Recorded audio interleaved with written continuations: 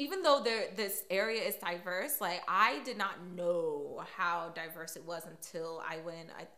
There was a dinner, I think around Christmas time. When we got there, it was like so many children, so many people who look different and have different like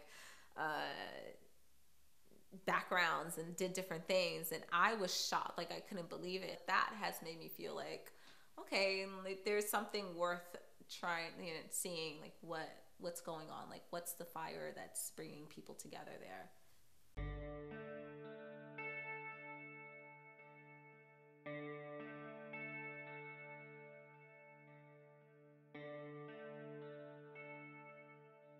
Well, this was like 1963 when we moved over here.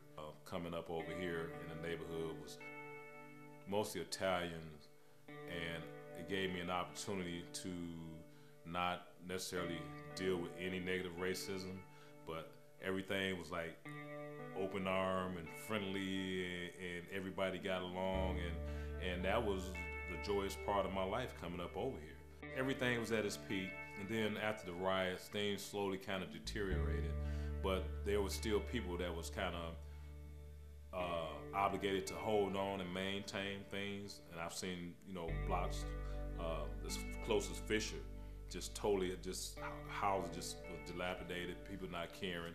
Growing up in this neighborhood was rough. You fought every day. There were certain areas you could not go to. A lot of violence, drugs. There were no one in the neighborhood trying to teach you anything. You went out about your business, hear no evil, see no evil, speak no evil type of thing. No one talked about God. Nobody talked about anything positive. Being in this neighborhood, you've seen white people. They were either protective services taking your kids, or they're coming to buy drugs. You didn't see them. You didn't see people in the neighborhood trying to do something good. In the year that I've spent here, I've noticed that, there's a really strong sense of community, but there's still a lot of cultural divides that exist. And I'm hoping that, like, through not just the Commons, but people moving into the area and it becoming more and more diverse, that through the relationships built, that there'll just be more trust and hopefully break down some of those barriers that exist between people right now. When we moved to this block, we were blown away by the welcome that we received from the neighbors. There are two families that have been here for about 50 years, maybe more, and they have raised their families next to each other. They're very large families, and so since then, several of the adult children have come back and purchased their own homes and have really taken good care of their homes in this block, and they care a lot about this piece of our neighborhood, both for themselves and for newcomers matter to them. I've lived here 8 years, and I've been blessed to come across a wide variety of people. So I think our community has great diversity, and with that, there's a lot of awesome just value that's brought to the table, from individuals that have traveled internationally to those that have never left the city. I think that it's a stepping stone to have people come into the neighborhood. That's one thing.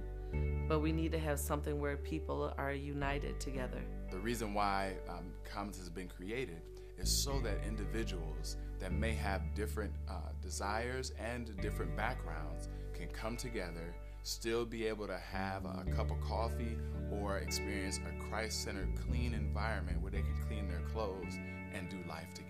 Everything that MACC Development does through the Commons is going to be something that builds the community up, whether it's MACC Literature, MACC Sports, people needing assistance through the housing or legal aid that exists.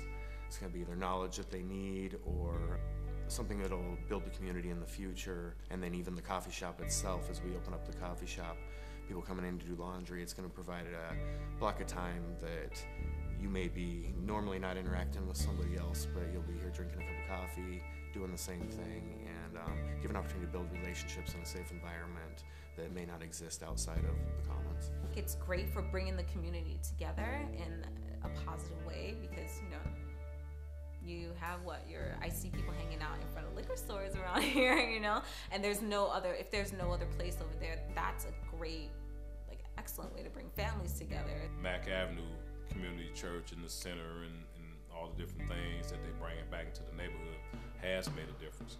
And it has allowed these kids to learn something other than all this negative stuff, in the street. The next 5 to 10 years looks amazing.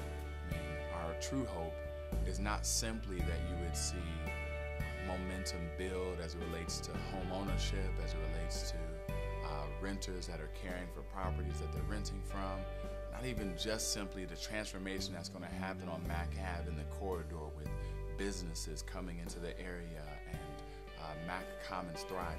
Some of our greatest hopes is that the day-to-day experience of life in our neighborhood, that health would increase as a result of the people of God, as a result of MACC development being present. And if this neighborhood can do that, then what about the rest of the neighborhoods? Maybe they're worth something too. So I think this is the first community among many communities that we might be able to touch. This being one of the worst in Detroit, but yeah, from here there's no telling where it could go.